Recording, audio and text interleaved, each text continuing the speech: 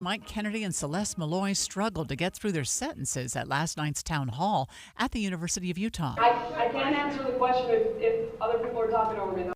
Topics at the town hall focused mostly on federal layoffs and cuts to the government.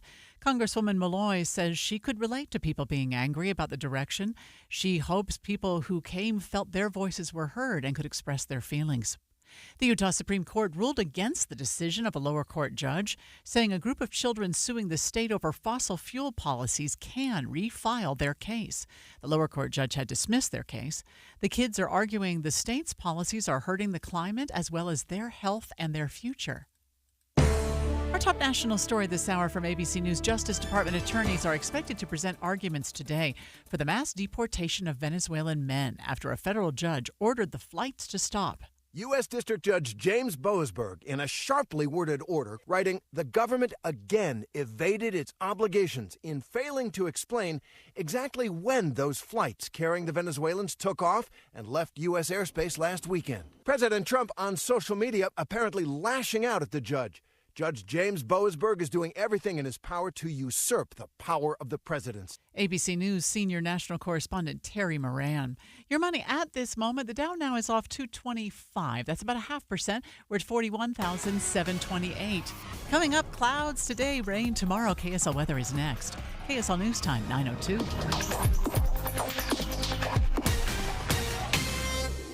Mornings are for recharging. And they're for starting your day right. We volunteer to join you in the car. Get news and weather at 102.7 FM during the most important part of your day. Andy and Amanda, each morning between 5 and 9 on KSL News Radio. Is your financial advisor offering you up to a 30% upfront bonus? Are they promising you up to 10% growth per year guaranteed for your retirement income? If not, you need a new financial advisor. I'm Jeff Jr., founder of Trajan Wealth. If you plan to retire within the next 10 years, don't wait only to find out it's too late. I've seen hard-working folks like you retire only to be required to go back to work, all because their advisor told them guarantees like these were too good to be true. They're not. That's up to $30,000 up front or up to $10,000 per year on $100,000, all guaranteed for retirement income. Don't work when you're supposed to be retired. And if any financial advisor tells you it's too good to be true, they simply don't have the options we do. Call Trajan today at 801-899-7600. Annuity guarantees are based on the claims paying ability of the issuing insurance company. The weather is about to warm up. That means lawn care. Wouldn't you love a greener, healthier lawn without the hassle? Utah's tough climate doesn't make it easy, but J&J Garden Center has the answer to make it simple.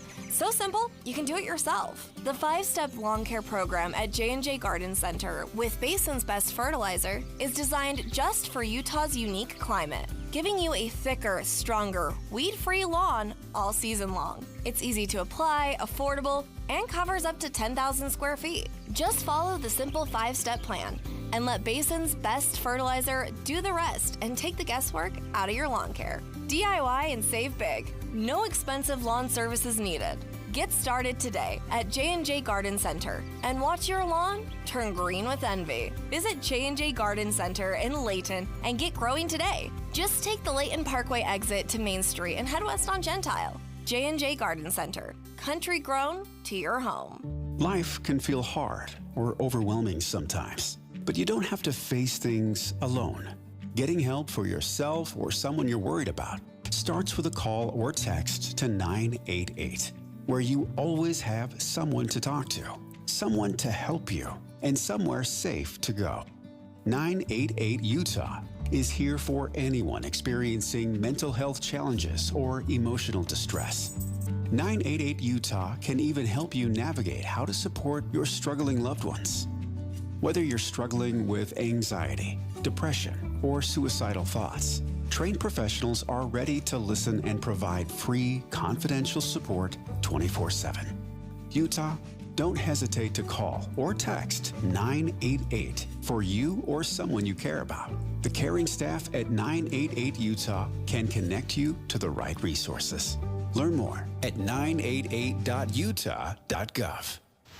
Traffic and weather together, brought to you by Mountain America's low-rate auto loans. And here is Heather Kelly. Well, you're going to have to add an extra 10, maybe 15 extra minutes on northbound I-15 to get through all of Layton, Pleasant Grove, up to the Main Street exit in American Fork. Due to a crash, still blocking the right lane and shoulder. So traffic is still a bit slow through that area, but it is improving now that most of the lanes have reopened from the crash. You've got good speeds everywhere else across the Wasatch Front on the east and west side belt routes, I-80 through Parley's Canyon, and no delays anymore southbound 15 through Davis County. Whipple Service Champions, your cooling, heating, plumbing, drains, and electrical specialists. Whipple that away. Heather Kelly in the KSL Traffic Center. Today will be mostly cloudy, a chance of showers tonight into tomorrow. Today's high about 52 degrees. Right now, let me double check that. Our current temperature is 39. I'm Amanda Dixon from the KSL Common Spirit Health Studios. Listen online at kslnewsradio.com. We're Utah's news, traffic, and weather station.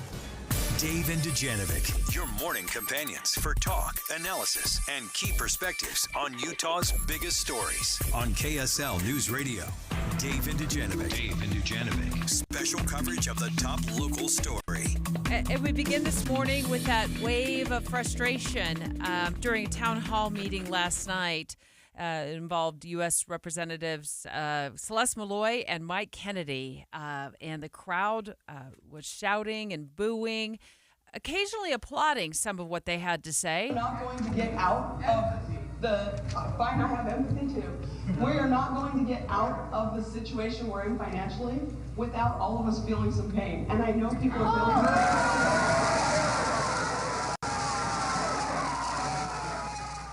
A little tricky to hear that, right? But Representative Celeste Malloy saying it's going to be hard to get out of the situation we are in as a nation financially without feeling some pain.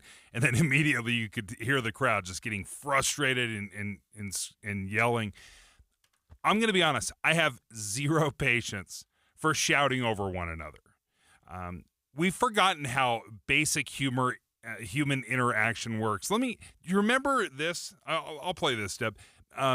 The Biden-Trump debate. So let me ask you this. No, go ahead, mister. I'm listening to you. Wait a minute. You get the final Everybody word. talking over each other. We can't hear from anybody. Temperatures rise. They start calling each other names. I don't understand why we can't just ask a question. This is the very definition of a town hall. You get to come and you get to ask whatever question you want. And then I have the right to answer it however I want.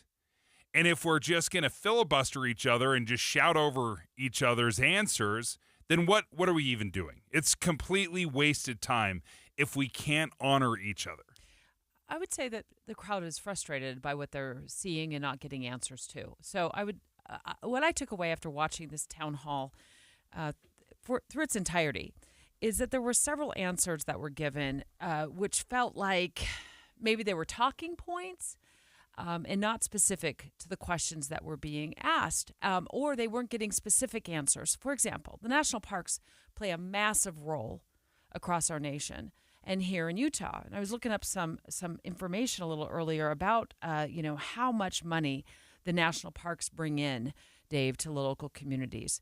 Billions. Billions. Enormous. Right? I mean, people stay, they rent, Airbnbs, they stay in hotel rooms, they eat, they buy souvenirs they don't need, and they spend a significant amount of money on their families who are in the national parks. I mean, this is a huge thing for Utah.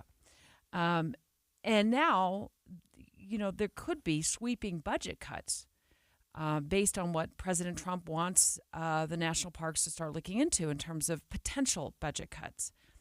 And that's a concern, on top of the large number of job cuts that we've seen, the firings that we've seen. So when we got to the question that I was listening for regarding the national parks, I felt like when Representative Malloy answered this question, that the crowd deserved more. They want more information. Like, what happens to our parks? Even the national parks have got to be efficient and wise with the dollars they get. And their budgets are efficient, then we should keep them. So why are they getting cut? But there's no reason not to look at it. There's no reason not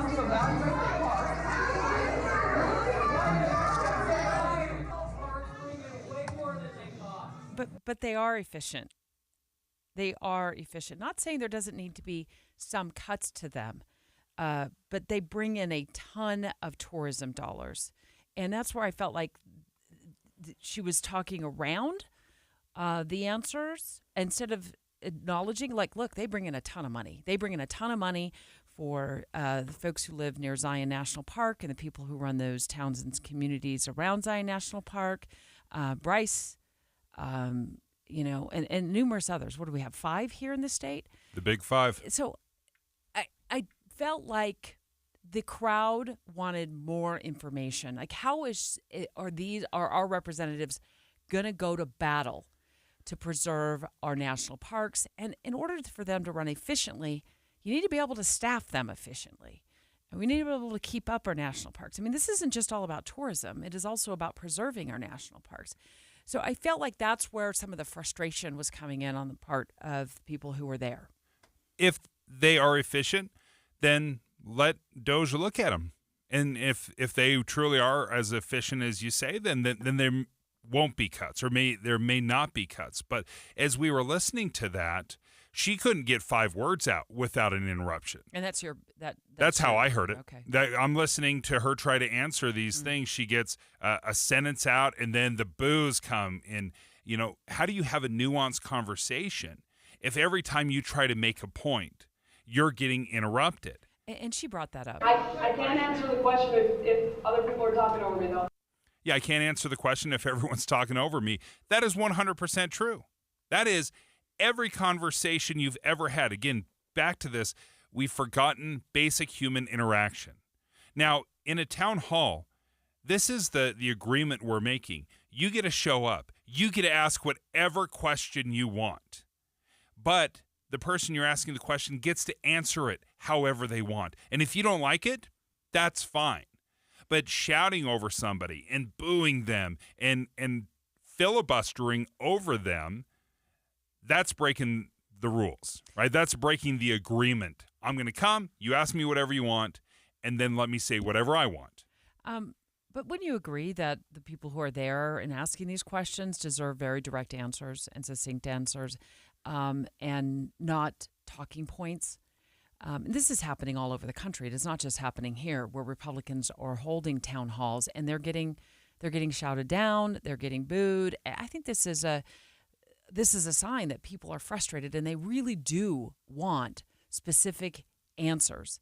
And I feel like what they're frustrated about is they're not getting those specific answers. Like, what are you going to do about all these people who are getting fired? Like, what are we supposed to do? When does it end? What are you going to do? And one of the questions that was asked was something along the lines of, what are you going to do? What is Congress going to do if court orders are not followed? Mm-hmm. And I felt like the crowd just really did not get the answer that they were looking for. Like, is there going to be some sort of an impeachment proceeding? Is there going to be a way for Congress to stand up to the president and the administration if court orders are not directly followed? And the response that I heard was, well, let's wait and see what happens. I don't think let's wait and see what happens right now is really working for Republicans who are getting met at these town halls with angry voters and angry residents who want direct answers. Like, are you going to take action if this happens? And they're looking for those answers, Dave. And this isn't not going to be a sustainable situation for Republicans going forward. And I don't know if they're going to continue to hold these town halls or not. Maybe they'll make a decision to stop. We're going to ask Celeste Malloy that question, Representative Malloy, when she calls the show at 10:05. Will she continue to hold these town halls? She has been really, I think, pretty out there, in terms of talking to constituents. She's been very, very open about talking to us on the air and answering our questions. So we're going to ask her these questions when she calls the show in the 10 o'clock hour. I think it's a very important question. All these are very important questions. If you want to ask about national parks or obeying judges' orders, or are these cuts too wide spread and sweeping, all very good questions. Also, incredibly nuanced. The idea that we could say it concisely and easily is impossible. Our expectation that we can sum up these things in 3 to 5 sentences is impossible. We try to, because we expect these representatives to be able to solve these problems in a soundbite. And if they can't do it in a soundbite, then we boo them. And then they talk over each other. These are very nuanced, detailed conversations. That very thing that you asked about listening to judges' orders and the role of a district court judge and Supreme Court and separation of powers. This is an hour-long podcast. But we don't have the patience for an hour-long podcast on this one topic. We want to hear from Celeste Malloy or Mike Kennedy. We want to hear them wrap it all up in 2 sentences. And if they are unable to do that, then they get booed. We're talking about Celeste Malloy, Representative Malloy, and Representative Kennedy being met with boos. At last night's town hall meeting, there was a really pretty large crowd, and the questions looked as though they were, to me, my takeaway from it was they were pre-scripted. They were put out there, and then the people who got to the town hall got to select which questions that they felt were most important to ask. And they did answer questions for about an hour. I think Representative Kennedy left just a little bit early, but not very early from what I could tell. And then Representative Malloy stuck around. But Kennedy talked about like fear mongering and lies. Like if you're reading certain things or you're hearing certain things out in the media or maybe online more specifically, that there might be some fear mongering going on. I hear a lot of fear mongering. I hear misrepresentation, and I hear outright lies about what Congress is doing or what our intent and focus is. And frankly, people that do that should be embarrassed for the misappropriation of So thank you for Mr. Outburst to my left now. Apparently you can't control yourself. I think it's pretty sad. KSL Television was there last night and had a chance to talk to some of the folks that had attended. And I want to play a couple interviews that KSL TV was able to get. This was Leanne Earhart, and she was actually, even though didn't like the answers that were given, was grateful that the representatives, Malloy and Kennedy, were willing to show up. It's incredibly important. It's so important for them to hear us as a community voice our frustrations. We all have similar frustrations, and I think it's so important for them to hear that firsthand. And I really commend both Mike Kennedy and Celeste Malloy for doing this. They were hard questions. It was a rowdy audience, and they stuck with it. It wasn't the answers I wanted to hear or that I liked, but 100% they did it, and we need more of it. And there's a lot of folks right now that are just moving away and saying, I'm not going to do a town hall. I'm not going to subject myself. And we've seen this from Republicans and Democrats. I know Alexandria Ocasio-Cortez, AOC, has sat at a town hall as she's being shouted down and yelled at, and she just kind of listens to music in her AirPods, while everyone shouts. So this happens on both sides, both Republicans and Democrats, and it has no value for me. I want to go back to that clip that I played just a moment ago, Dave, when Representative Kennedy talked about, fear mongering that people might be engaging in. I hear a lot of fear mongering. I hear misrepresentation, and I hear outright lies about what Congress is doing or what our intent and focus is. And frankly, people that do that should be embarrassed for the misappropriation of. So, if our folks in Congress are feeling that there is fear mongering going on, or that people are misconstruing or misunderstanding what the intentions of what is going on right now politically in our country, I look at this as a great opportunity for our representatives to continue to get out into the community, to continue to talk about the programs and what the intentions are, and to continue to provide transparency and specifics. Don't talk in generalities, talk in specifics. Give people the information that, first of all, Americans deserve, and people want to know about. They're showing up at these town halls or they're messaging their representatives because they really want this information. Nobody takes time out on a Thursday night at 6 o'clock to drive to a town hall because they just want to sit there and not hear anything or learn anything. If there is indeed, and you can identify specifics when it comes to fear-mongering, get out there and address it very specifically. And I know our representatives are busy. There's a lot on their plates, but they have staff. They have staff who can get out there and talk about it as well. Because in the absence of information, people get nervous. People get worried. People start looking, and they should be looking for information in other areas, but unfortunately, those other areas sometimes are not accurate, right? A Facebook post from a friend might not be accurate information. So this is a great opportunity right now to be specific. Here's where we see the cuts going. Here's where what we see if President Trump and his administration does defy court orders. Here's where we continue to appreciate and acknowledge that there are three branches of government. There are checks and balances in place, and those are rooted in the Constitution. Get out there and say that and assure people of where you like what a leader would do, right? Lead. Tell us where things are going, what path you see this going in. And that's what I'm saying. If you feel like there's fear-mongering, then address it, and address it in a very big way. Use your social media platforms, use town halls, use press releases, use live interviews, do Facebook town halls if you need to. But there are so many ways to do that now, and I think that would be an excellent way to deal with concerns. The question I would have is, are the people showing up to the town halls looking for answers, or are they looking to protest? And let me go back to the KSL TV interviews. Here's Megan Curtis. She's a resident of Salt Lake County.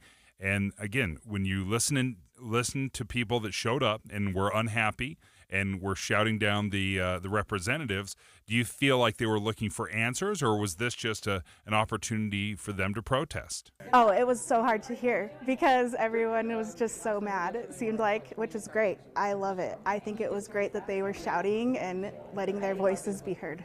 So they liked it. She liked it. Here's Owen Briggs, another person that you could see on the video that was frustrated with the answers and was shouting. Because I knew these guys were going to lie the entire time. I've been watching a bunch of other town halls and watching people squirm and not be able to handle the heat and take off early, which they did tonight.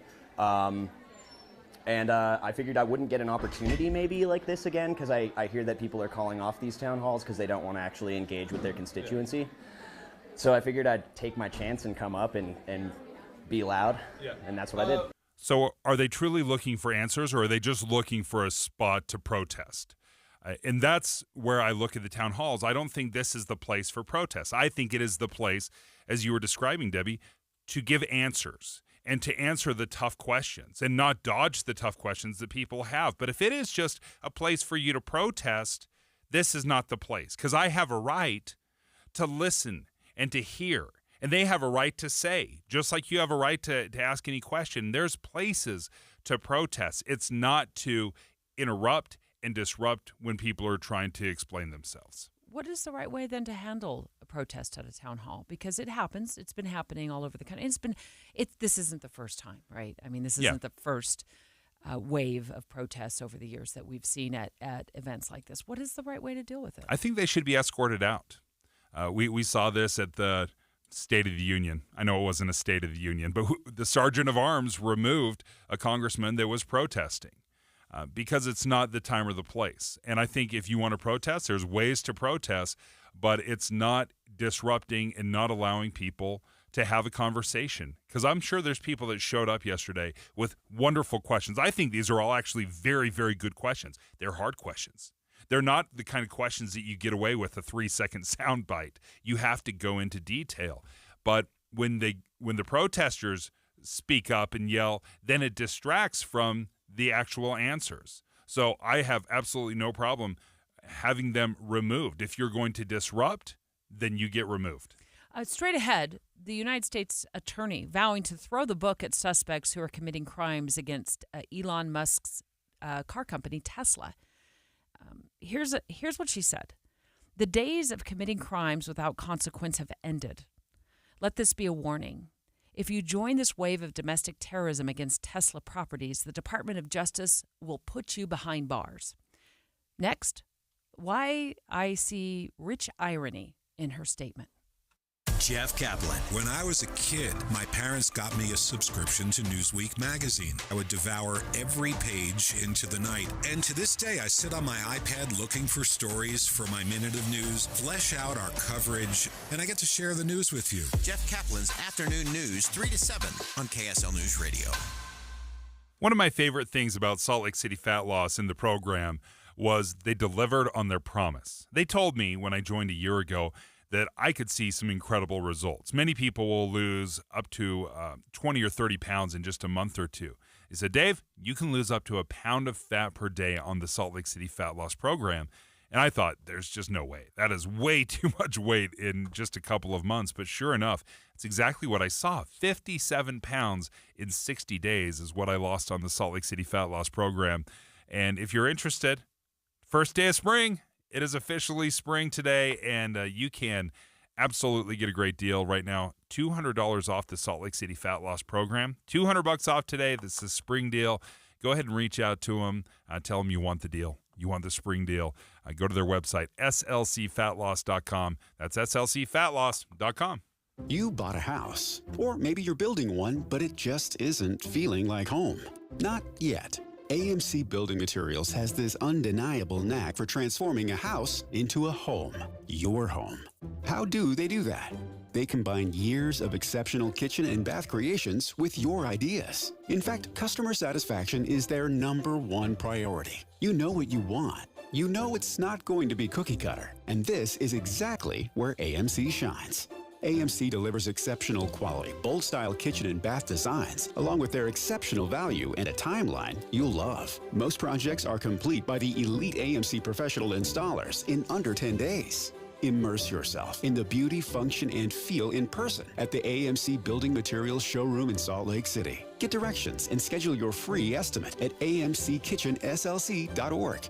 AMC Building Materials, transforming your house into a home. amckitchenslc.org. Do you have some money in a savings account? If you do, I want to suggest that you earn more money on that money by transferring your savings account over to UCCU. Utah Community Credit Union is offering high-rate savings options with yields up to 5%. That is a lot higher than any savings account. Right, so your average savings account is 0.5%, 0.5%, but UCCU has these 9-month savings certificates at a whopping 5% rate of return. Now, savings certificates, like a savings account, they're great ways to earn a safe return on your money, but the difference is a savings account, you deposit, you withdraw, but with a savings certificate, you just make the deposit and you let your money earn some money for you. You're going to be saving so much money at UCCU. 5%, that's more than 5 times higher than a standard savings account. Earn more money on that money. With yields up to 5%. That is a lot higher than any savings account. Just go to uccu.com, select a high-yield savings option, and supercharge your savings.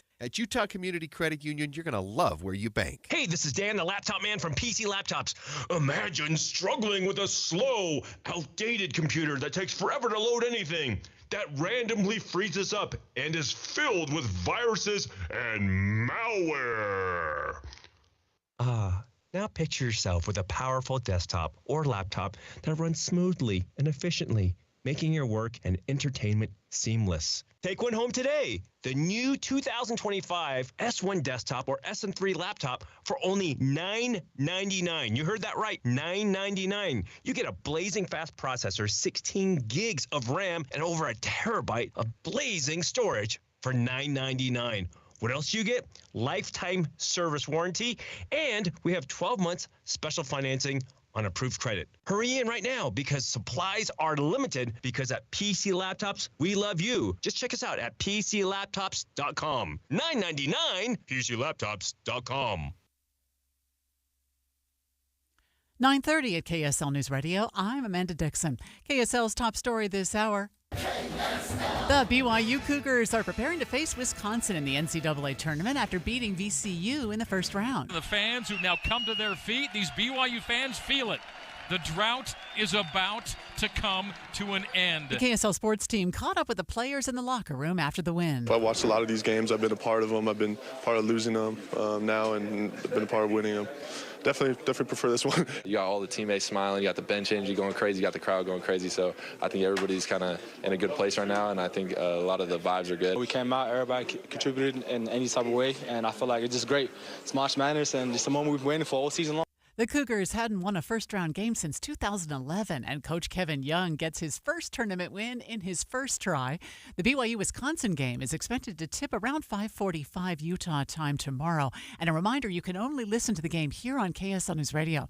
We'll start our BYU coverage with a special edition of Cougar Sports Saturday at noon. Your money at this moment, the Dow right now down 250. We're at 41,700. The KSL bracket update now, and here is Jason Jones. Jason? And generally by now, my bracket is a complete dumpster fire. And while there is some kindling happening, so far it's not as bad as it could have been. We're going to kick off today's action in about 45 minutes from the East Region. Baylor against Mississippi State. That's a number 9 against number 8 again. The other two number 1 seeds of the day are also going to be in action. Duke against Florida, or Duke and Florida, not against each other. Also, the Utah women played today against Indiana. That's going to be at 11:30. With your KSL NCAA bracket update, I'm Jason Jones. Follow NCAA tournament updates and all other sports updates on KSLSports.com.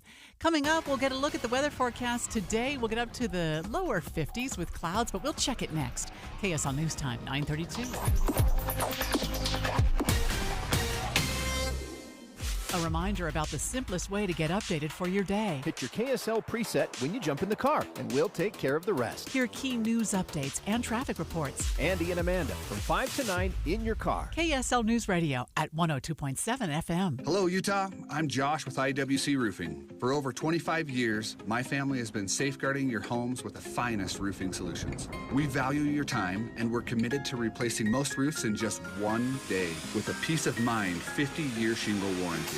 Call us today at 801-232-5690 or visit iwcroofingutah.com. Ask us for the $1,500 off any full roof replacement. Financing available, 801-232-5690. Utah homeowners, look no further than IWC Roofing for a roof that stands the test of time. With 25 years of excellence, IWC is your trusted family-owned roofing expert. At IWC, we offer one-day roof replacements with top-tier quality materials, all with a 50-year shingle warranty. To keep a leaky roof from dampening your day, we're offering $1,500 off a full roof replacement. Get a free estimate. Call 801-232-5690 or visit iwcroofingutah.com. 801-232-5690. Sale. Experience Kurt Bester and Jenny Oaks Baker's The Redeemer. Music on the Life of Christ. March 31st at Bravenel Hall. Save 25% using code RISEN25. Tickets at JennyOaksBaker.com. Traffic and weather together, brought to you by Mountain America's low-rate auto loans. And here's Heather Kelly. We do have a crash southbound I-15. This is right where US 89/Main Street would merge onto southbound I-15. It's over on the right shoulder, not blocking any lanes of travel, and everybody's getting past there without much delay. Just a few brake lights from time to time. That is the only slowdown I see on a major freeway across the Wasatch Front. You have a little bit of congestion, though, on Bangerter Highway in all the road construction zones, and heading north trying to get onto the 201 freeway. Get ready for a rate with a view. For a limited time, Mountain America has auto loans as low as 5.74% APR. Apply today at macu.com. Heather Kelly in the KSL Traffic Center. Today will be mostly cloudy with a high of 52 degrees. Right now it's 39 downtown. I'm Amanda Dixon from the KSL Common Spirit Health Studios. Listen online at kslnewsradio.com. We're Utah's news, traffic, and weather station. Dave and Dujanovic, your morning companions for talk, analysis, and key perspectives on Utah's biggest stories on KSL News Radio. There have been some acts of violence against Elon Musk's, car company Tesla. This just happened in Las Vegas, Dave. Teslas were set on fire, Molotov cocktails, and were shot up with a gun in a Las Vegas attack. There's been some other incidents as well directed at Elon Musk's electric car company, Tesla. But what I want to talk about is the rich irony that I see when it comes to what the U.S. attorney is saying about hunting down, essentially, and prosecuting these individuals. Do you want me to read you what she said? Yeah, in a walk me statement? through. Yeah, so the days of committing crimes without consequences have ended, Pam Bondi said. And she said this on the Department of Justice's own press release. Let this be a warning. If you join this wave of domestic terrorism against Tesla properties, the Department of Justice will put you behind bars. Okay, that seems reasonable, right? If you're bringing in Molotov cocktails and you're firebombing vehicles, yeah, you should absolutely be prosecuted for that. Okay, so I'm interested. And then she goes on Fox News and she elaborates. These attacks are taking place throughout our country. We have charged multiple people. Get ready, more coming. One we charged in Oregon is facing 5 to 20 years in prison. We filed in Colorado. We filed in South Carolina. There are more coming. And yes, the funding is one thing we are looking at among many others. I was personally in a meeting about it this morning. We are coming after you. We believe these are organized. These are not individuals out there throughout the country doing this on their own. They're targeting Tesla owners. They're targeting Tesla dealerships. They're targeting Elon Musk, who is out there trying to save our country, and it will not be tolerated. We are coming after you. We will find you. And if you are an organized group who is funding this, we're going to find you too. You better look out and you better stop it. And also, they probably will find you. I mean, you're attacking vehicles that have 9 cameras and a sentry mode when it comes to Tesla vehicles. There's endless videos, and people aren't even covering up their faces on times like this. So it's crystal clear what's happening. They will find them, and they'll, as you hear, AG Bondi, they're going to crack down. Yeah, and people who commit crimes should be tracked down, prosecuted, right? And if you do the crime, you do the time, right? Isn't that what we say? You do the crime, you do the time. The rich irony I find in this is that the people who were convicted of committing crimes on January 6th on behalf of President Trump in an effort to overturn an election received pardons and sentence commutations on day one in office when he took over on January 20th. And some of these people were sentenced to 22 years, 18 years, 17 years, 14 years, some of them 3 years, maybe even less. But they walked out of the gates of the prison grounds the moment they, shortly after they received word that the president was commuting sentences or pardoning them. And in this case, it feels like if you commit crimes against the president's inner circle, somebody in the president's inner circle, in this case, Elon Musk's electric car company, watch out, you're going to get the book thrown at you. And in some of the cases, these people might spend up to 20 years in prison if they're convicted after they've been arrested and they're taken to court, they go through the process. And yes, if you commit a crime, you should, and you're convicted, you should do the time. But do you not see any irony in these statements? I think the consistency here is the key, right? And that's what I think bothers us when we hear these things. We can't be moving the goalposts. If we're going to crack down and be hard on crime, we've got to crack down and be hard on crime. We can't just be hard on crime for our political enemies or people that disagree with us. Is what I hear you're saying. Mm-hmm. Is it can't be one thing for your team and another one for my team, because if we're constantly swapping political affiliation, if we have Republicans in power one time, then the Democrats, what we hope is that the law doesn't care about any of that. That if you break the law, then you're going to do the time regardless of who's in office. Well, I think there's needs to be a healthy respect for our system of justice. It's how we've done things. Someone sat down and agreed this is how we're going to do things long before I was born. And then this is how things have been done. You get caught for something. They charge you with a crime that they feel that they could, matches what you did. You go to court. You sit before a jury in some cases. In some cases, it's just a judge. You receive your sentence, or They find you not guilty, and you walk out the courtroom doors, and your family cheers, and your friends high five you, and you go home, and you try to figure out how you're going to pay your legal fees, which maybe you get the other side to pay for you. But in this instance, of course, firebombing or throwing Molotov cocktails at buildings and committing those kinds of crimes. No, catch them, prosecute them, put them behind bars. But the irony here is that so many individuals had their sentences either commuted or pardoned on day one that the president took office. On day one, he signed that. And they've walked out. They're free. And we'll ask Greg Skordas, our legal analyst, in just a moment. Maybe they even get an opportunity to have their records expunged. And so many years from now, I guess unless you're Googling and it comes up in a news story, you don't even know that those individuals were convicted for crimes that they were accused of on January 6th. But how is this a fair and balanced system of justice if we're throwing the book at one group, but we're letting the others who, by the way, it's not just a few months, right, that they were serving, and they kind of served their time. And these are people who were prosecuted and convicted and were sentenced, in some cases, a decade and a half or more.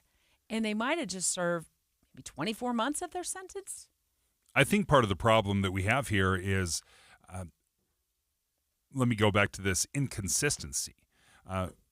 January 6th, the George Floyd riots, the Tesla destruction, downtown here in Salt Lake, where we had protests and riots and overturning police cars and setting that on fire. We just want to make sure that whether it's January 6th, the George Floyd riots, or destroying Tesla charging stations and firebombing, we just want to be consistent. And I think whenever we're not consistent, it undercuts the very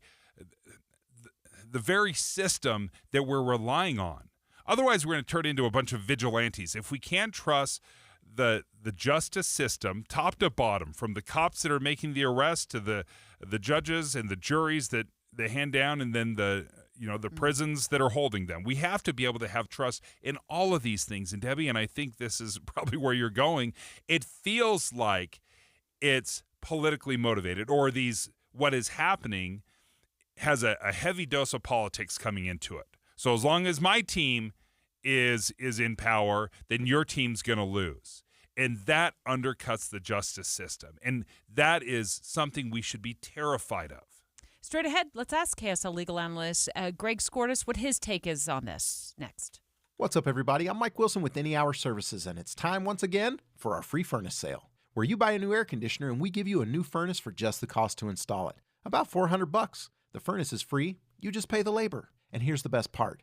There's up to $5,600 in rebates and tax incentives available right now that can help you stack even more savings on top of this already amazing deal. So if you've been thinking about replacing your old furnace and air conditioner, don't miss this opportunity to offset the cost by using someone else's money. To learn more, all you have to do is contact Any Hour Services and schedule a free estimate. One of our HVAC supervisors will come to your home, show you exactly how much you can save with our free furnace sale, and walk you through how to collect every dollar of rebate incentives your new system qualifies for. We even have a rebate support specialist to help you if you have questions. If you think you might be interested, call Any Hour Services at 801-443-7400. Google Any Hour Services or schedule a free estimate online at anyhourservices.com.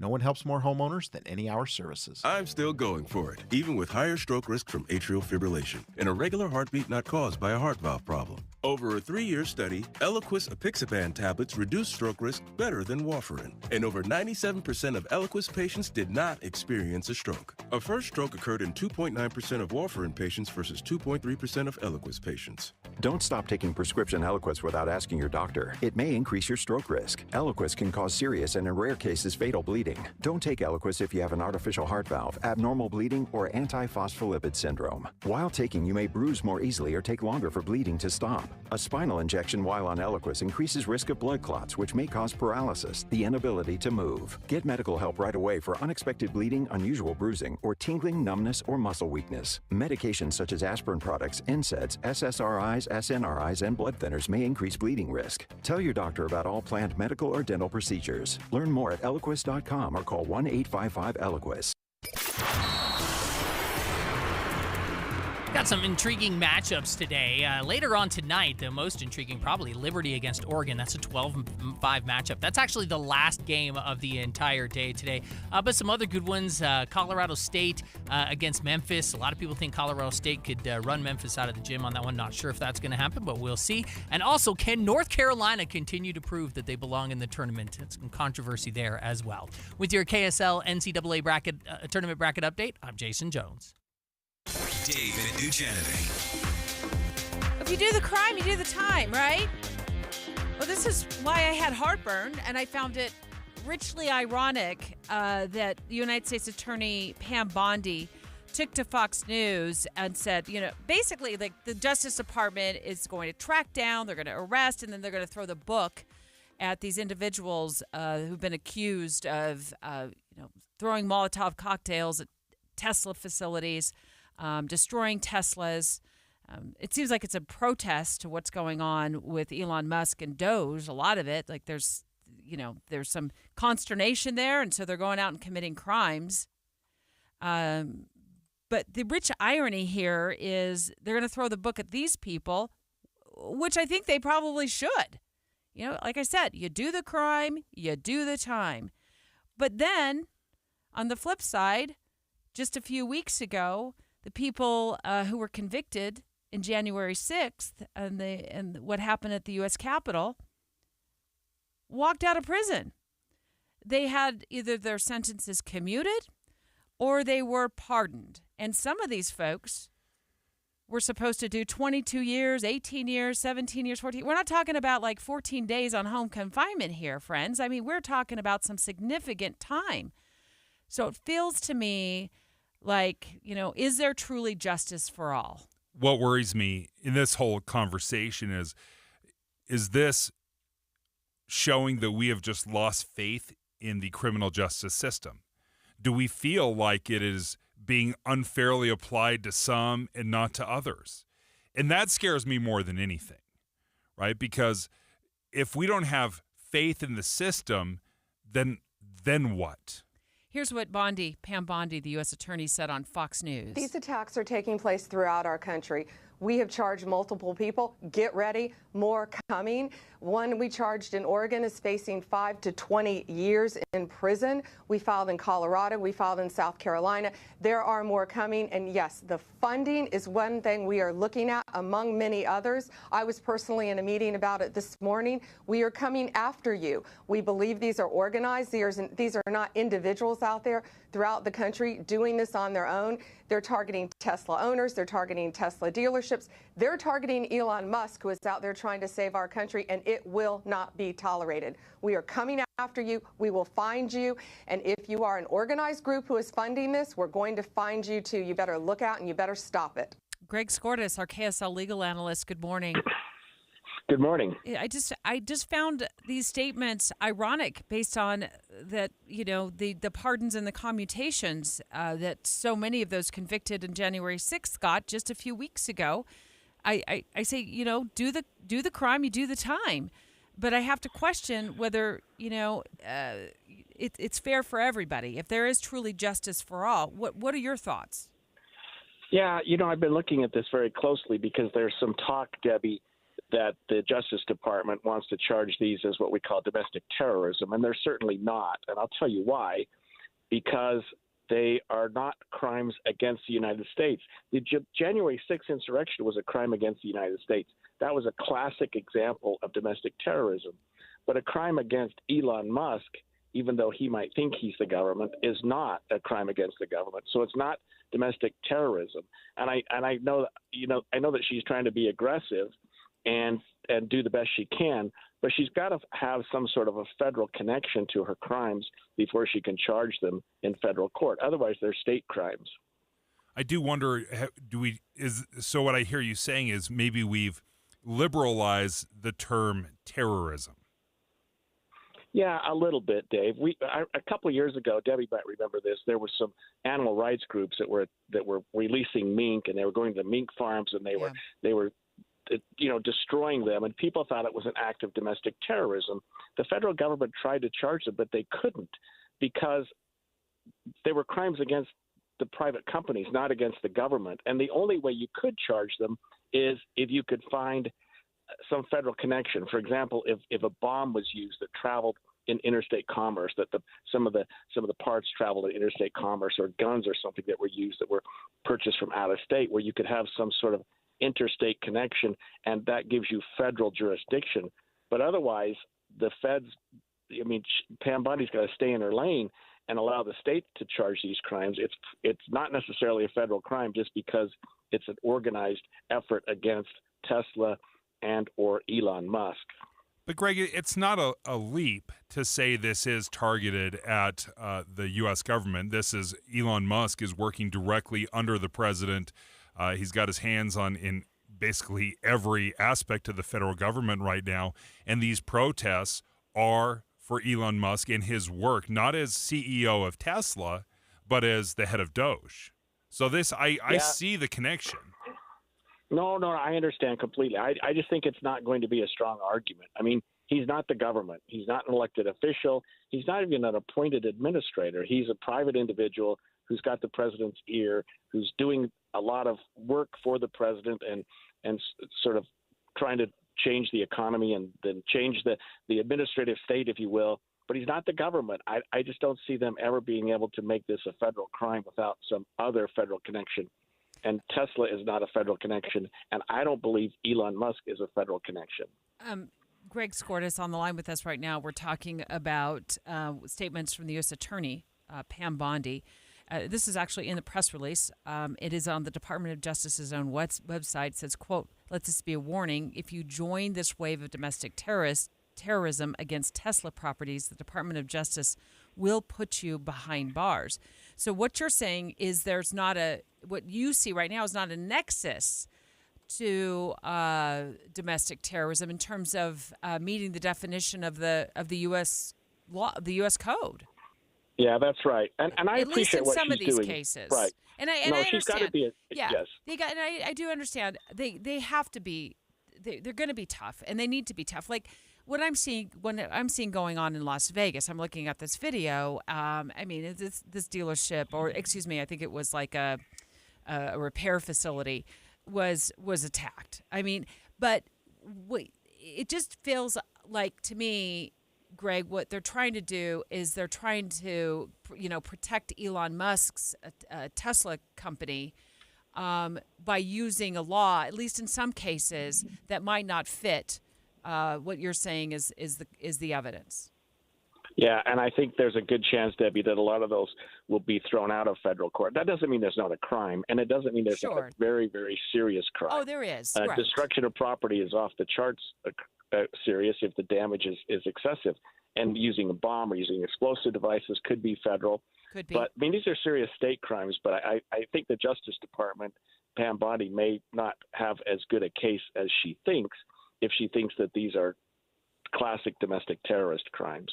Greg, are we losing faith in the justice system, where we see behind every crime some political motivation or somebody using their puppet strings, puppeteering all of this? I would have thought, Dave, that the American people would have felt that we lost a lot of confidence in the justice system when the 1600 January 6th insurrectionists were pardoned. But it didn't. People sort of thought that was a promise made, promise kept by Trump. Those of us that were there and watched it, not necessarily there physically, but watched on January 6, 2021, were thinking this is the worst thing that's happened to our country in a very long time. And so it was troubling, as a lot of people recognized, that those people were all commuted or exonerated or given a complete pardon. I think that gives more cause to have concern about where we are with our justice system than just about anything else. But it happened, and people have not necessarily punished Trump for it. Well, Greg, yeah, I think my biggest concern is just inconsistency, right? The key to the criminal justice system for me is I just want to make sure it's being evenly handed out across, whether it's January 6th, the George Floyd riots, the Tesla destruction, whatever it might be. I just want that consistency, and it does feel like it is inconsistent, and I think that undermines the entire system. Yeah, and Debbie said it best right at the outset here, which is you do the crime, you do the time. And that's the way we have thought of our justice system in America for centuries. And that's the way I've worked in my practice for decades. You do the crime, you do the time. And so I think we're sending some really awkward and inconsistent messages when, in fact, people do a crime, a serious crime, and they don't do the time. It's a bad message.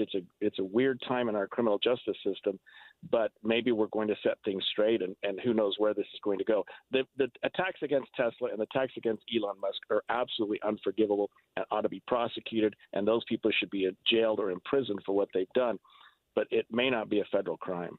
Greg, thank you so much for joining us, and maybe that federal crime component will be when if they find connections to organizations or funding, which Pam Bondi was talking about. So it'll be interesting to see it unfold. Thank you so much for your expertise, Greg. We always appreciate tapping into to your knowledge. Representative Celeste Malloy live on the line next to talk about the disruptive town hall last night. We are not going to get out of the situation we're in financially without all of us feeling some pain. And I know people are feeling pain. KSL offers the best daily newsletter in the state. It's the 3 things you need to know. Every weekday, we deliver quality and relevant content to your inbox. No ads, no spam, just the 3 things you need to know to be informed about the world around you. Subscribe today. Visit KSLNewsRadio.com or text the word inbox to 57500. That's inbox to 57500. Here's something that I learned about myself. There are certain garage door parts that you should not attempt to repair yourself. I had a spring burst and break, and then I tried to replace it myself.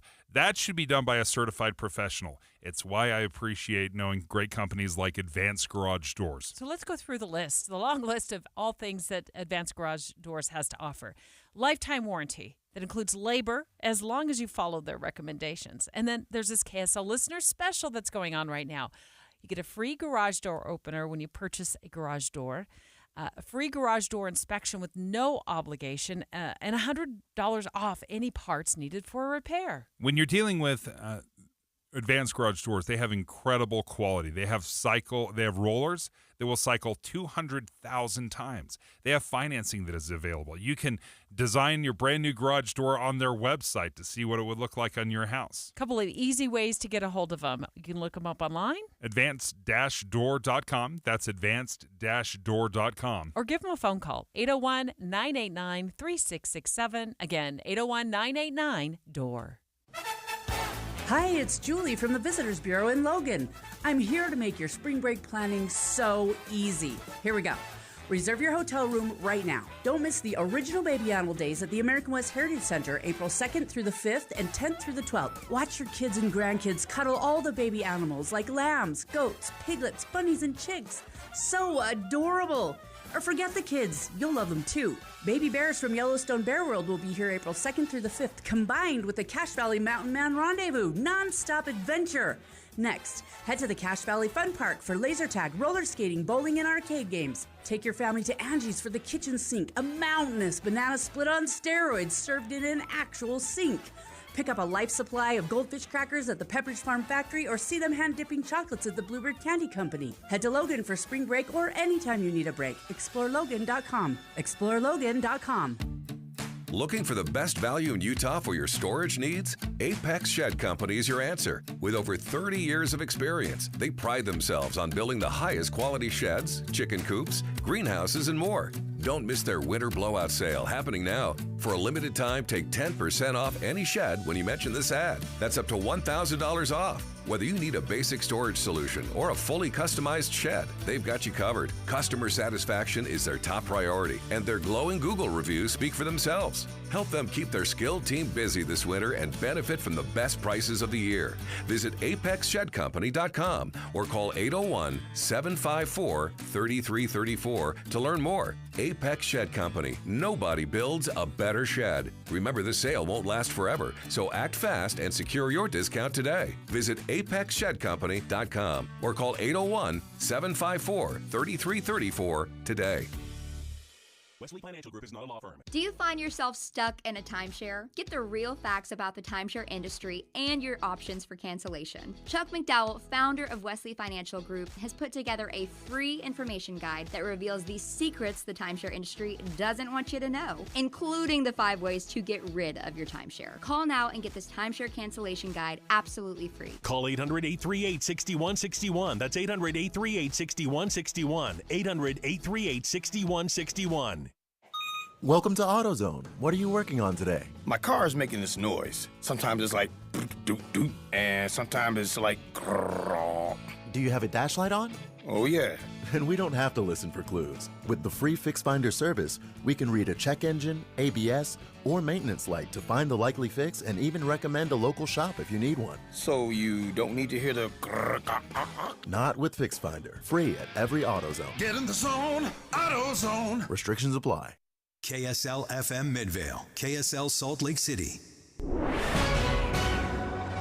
10 o'clock at KSL News Radio. I'm Amanda Dixon. KSL's top story, there is a new University of Utah health clinic in Rose Park that will help pregnant and postpartum women who are struggling with addiction. Clinical Director Jasmine Charles is excited for the expansion. We now get to span this entire valley from South Jordan up to the main hospital and out here to the west side. They provide health care, peer support, counseling, and a whole host of other resources to help women battle their addiction while in the beginning of their motherhood journeys. They're hoping to curb the maternal mortality rate because their data shows about 40% of maternal deaths happen to women with a history of substance abuse. A Latino health fair with more than 20 organizations will be held tomorrow in Salt Lake. Latino and Immigrant Advocacy and Cultural Group, Salvadoran and Latino Community in Utah, is holding the event. It's aimed at Latinos, but everyone is welcome.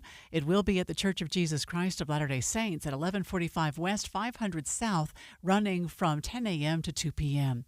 Your money at this moment, the Dow is down 270. Now we're at 41,682. The KSL bracket update. Here is Jason Jones. Jason? And just about 15 minutes from now is when the first game of the day will tip off down in the East region. It's number 9 seeded Baylor against number 8 seeded Mississippi State. Just to recap yesterday's local games, BYU showed up and, of course, exercised their demons, beating VCU 80-71. Utah State did not show up and got trounced by 25 points to UCLA, but, hope springs eternal, I guess, for next year, as the case may be. It's going to be a good day of more basketball today with your KSL NCAA tournament bracket update. I'm Jason Jones. Follow NCAA tournament updates and all other sports updates on KSLSports.com.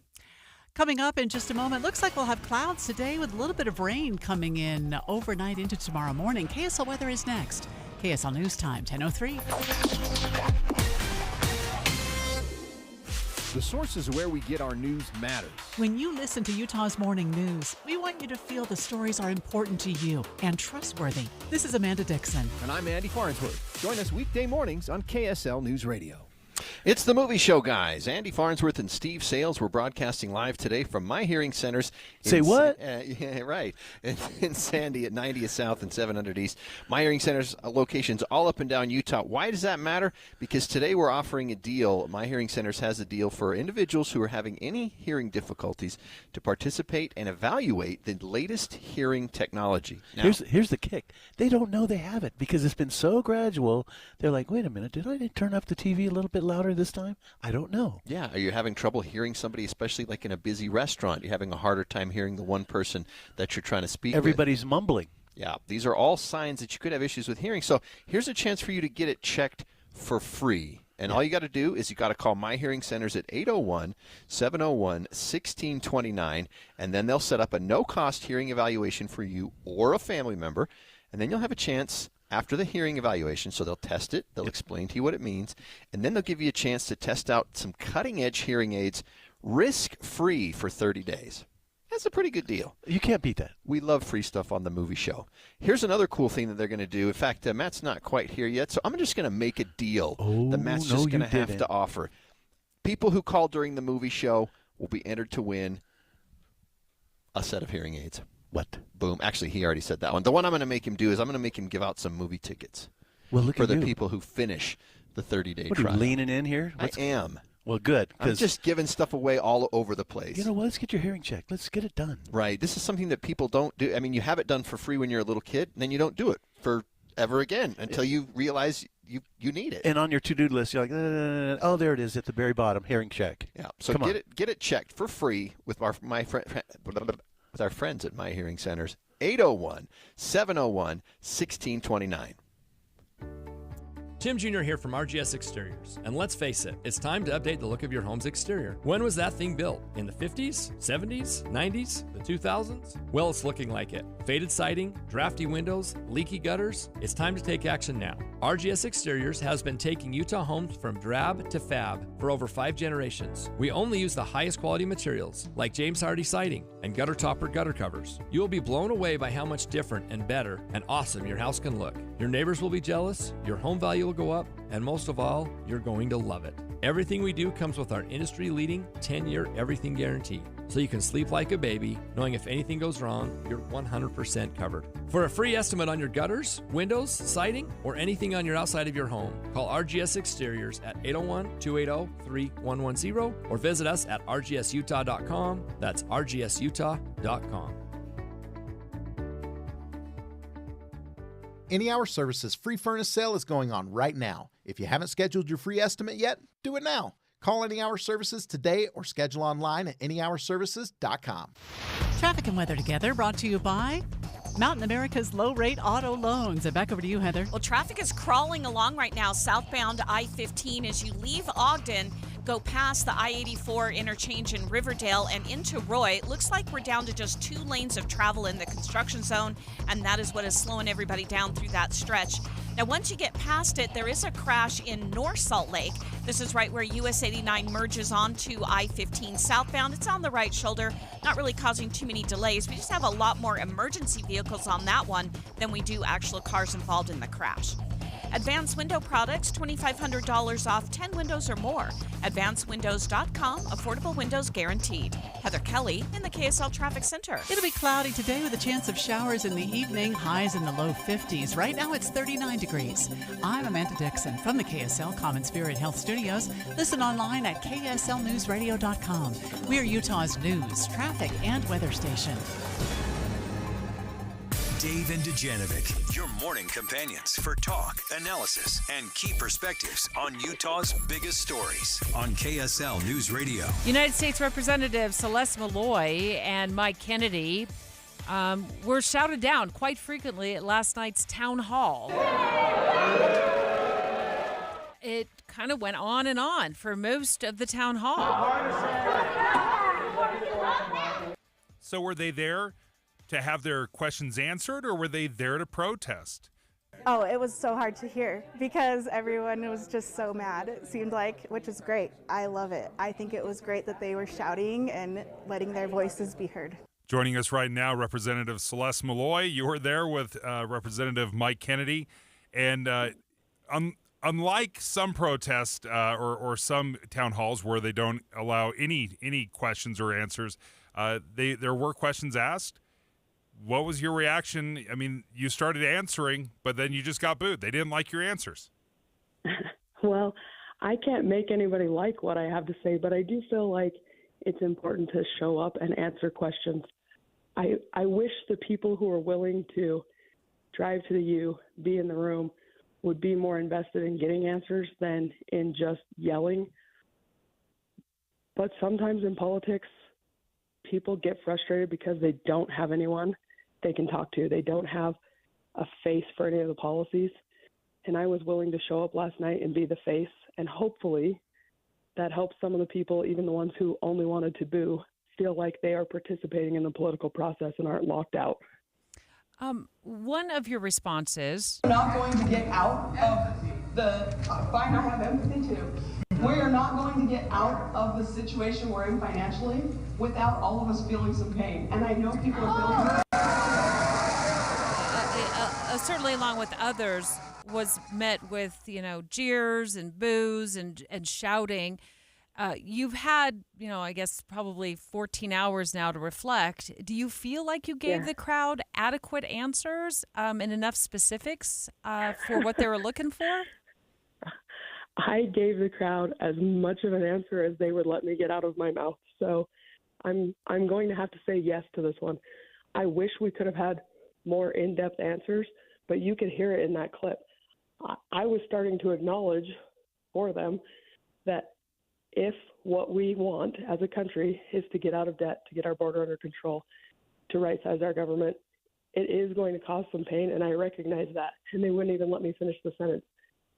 But the reality is Donald Trump just won the popular vote. He won all 7 swing states because people do want something different. The change is going to be hard on a lot of people. And I'm happy to have that conversation.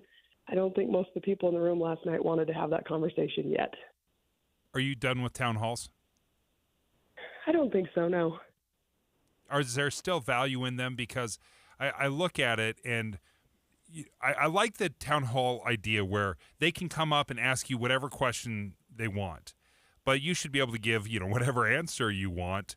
But if it does turn into this, I'm just going to filibuster and shout over you, I guess I'm struggling to see the value in them.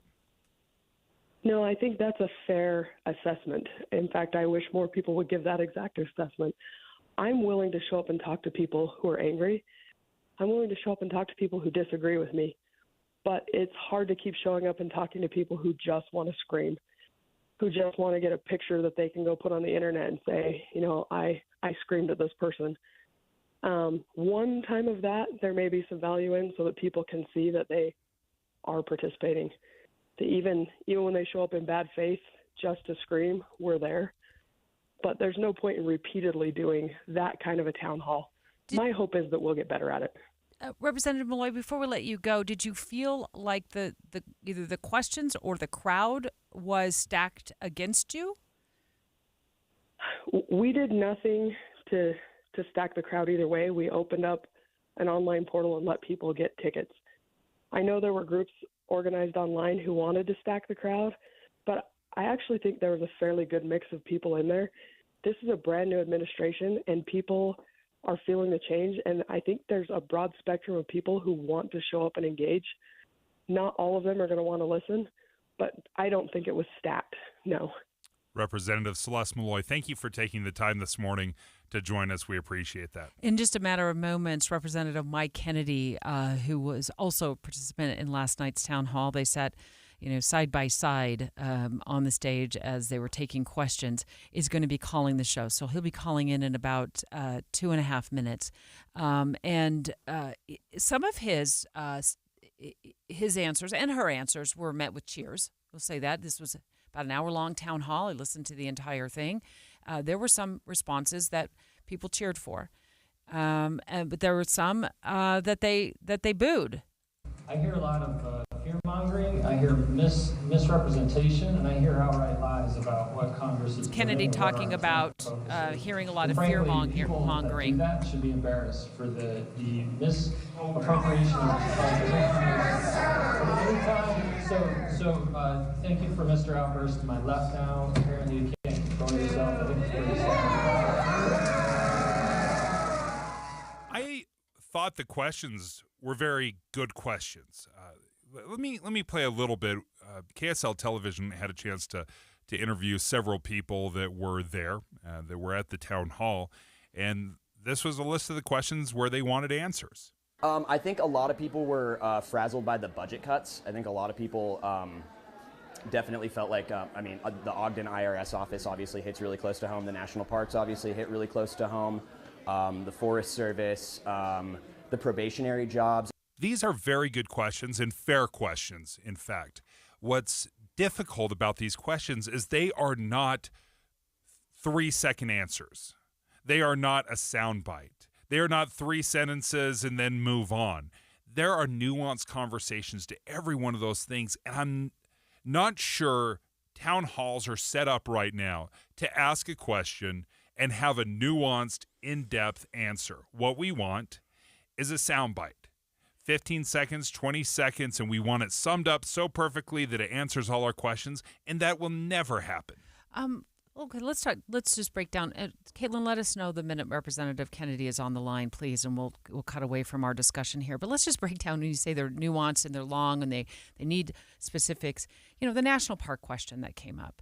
You know, how are they going to preserve the national parks? The national parks, along with a lot of other government agencies, are facing the potential of really significant cuts. Doesn't mean it's going to happen, but I read somewhere where the Trump administration is asking for about 30% in cuts to the national parks. We have a significant interest in national parks in this state because they draw so many visitors, and the money that is left behind is so significant to so many of our communities.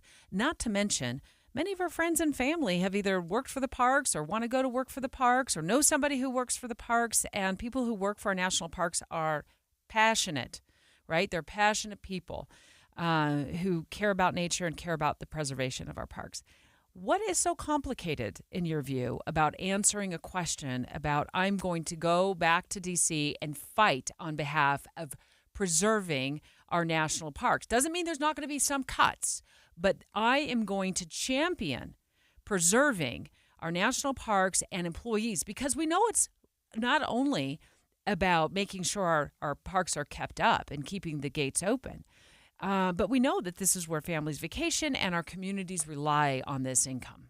Yeah, the reason I find it more nuanced than that is because you have to look at it in its entirety. If we just look at any one individual conversation, then you can make a very good justification of, well, you shouldn't touch defense because, you know, they defend our nation. You shouldn't touch the national parks because we enjoy them so much and it adds so much to the community.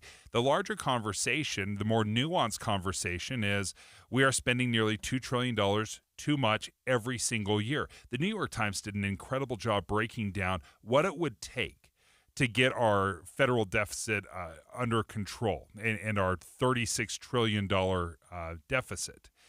The entire government would have to take a 25% cut across the board for 10 years. 25% for 10 years. That's the nuanced conversation. We are not going to be able to get our budget under control without massive pain and without massive cuts across the board. So it is going to hurt defense. It is going to hurt national parks. It is going to hurt schools across the board. And because that's what it takes to stay on budget. Representative Celeste Malloy joining us just moments ago, talking about last night's town hall meeting. A lot of it turning to booze. I can't make anybody like what I have to say, but I do feel like it's important to show up and answer questions. I wish the people who are willing to drive to the U, be in the room, would be more invested in getting answers than in just yelling. But sometimes in politics, people get frustrated because they don't have anyone they can talk to. They don't have a face for any of the policies. And I was willing to show up last night and be the face. And hopefully that helps some of the people, even the ones who only wanted to boo, feel like they are participating in the political process and aren't locked out. And part of the problem is, I think, with town halls, people want a debate, but town halls are questions and answers. It is not a back and forth. It is you ask your question, I give you my answer. And when there's so much noise, and this happens, Republicans and Democrats, I've seen this on town halls from the left and the right. So this is why I'm just bothered by it. It is a question and an answer. The agreement is you get to show up as a citizen who is represented by these folks, and you get to ask whatever question you want. And they're not going to limit what you get to ask. That's the promise. But I think the agreement is then you've got to let them answer. Even if you don't like what they're saying, they get to say what they want to, just like you get to ask whatever you want to. And when we start yelling and shouting and protesting over their answers, we are now filibustering. We're not allowing them to express themselves because we don't like what they're saying. Dave and I talking about last night's town hall meeting at the University of Utah, where Representative Celeste Malloy and also Representative Mike Kennedy were there, and they were met with a lot of seemed like unhappy people. At least were not happy with some of their responses to some of the questions that they were asked. Some tackled questions like Medicare and Medicaid and Social Security. And they did appreciate Representative Mike Kennedy's response on those issues. Making sure whatever we do to preserve the financial stability of this country, it's not going to be on the backs of the most vulnerable citizens of our society. Talking about preserving, different programs and making sure that the cuts are not on the backs of those who are the most vulnerable. But our text line right now, as we wait for Representative Kennedy to call in the next few minutes, is lighting up. I want to bounce some of these text messages off you, Dave. This listener says, people wanted change, but not this.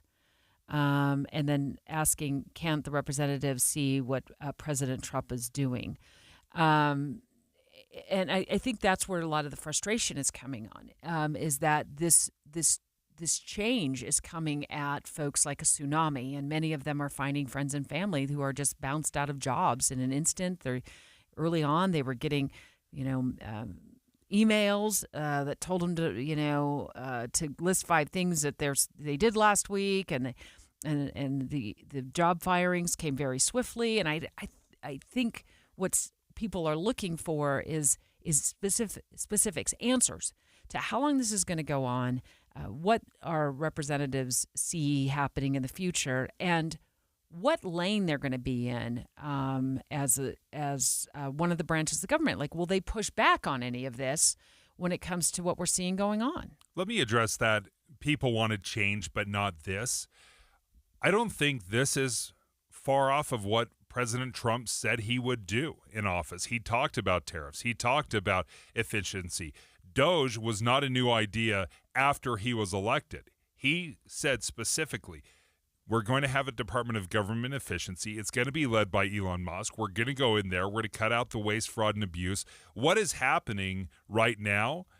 I think the surprising part of it is that it is actually happening. So often, politicians will stand up and they make all these promises and they say we're going to do this, and this. The only surprise is that we finally have a politician that is following through with this. I don't think any of the things that are happening right now should be a surprise to folks because President Trump talked about them time and time and time again on the campaign trail. This person saying this is not what people voted for. It's another text that dropped in. And then this listener says, sounds more like a town brawl meeting. And that's the problem. And I would like to see when these interruptions happen, people should be escorted out.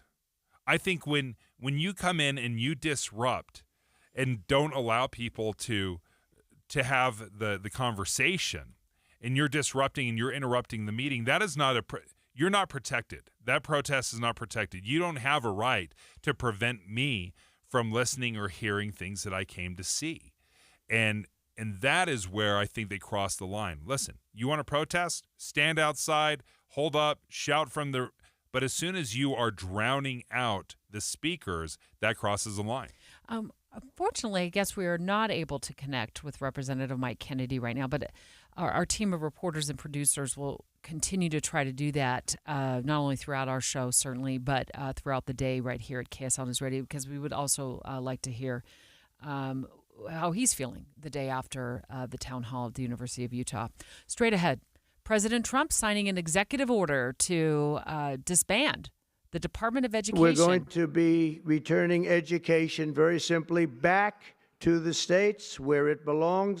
Leah Murray, one of our co-hosts here at KSL News Radio of Inside Sources, also the director of the Wasker Institute of Politics, is on the line with us next. But I'm just hearing right now, Dave, that Representative Kennedy is calling in. Are we got him on the line yet, Caitlin? I think she's trying to patch him through. So I guess we're going to try to get him on the line.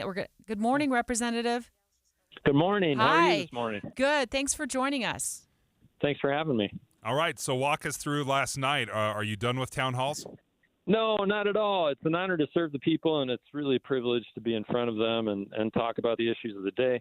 When they're yelling at you and you're trying to just trying to make a comment, it makes it a little more difficult to convey an answer to a question that they've given. But, that's how some people seem to want to conduct civil discourse, which frankly is uncivil in my opinion. But, hey, that's how some people try to go about things. But, no, this is my second town hall in a month, and in-person town hall. We've had multiple public meetings, and we're going to keep those going because it's great to be with the people. And part of your your post on X, you say the disruptive behavior displayed was an unfortunate reflection of the way the left has operated our country for the last 4 years.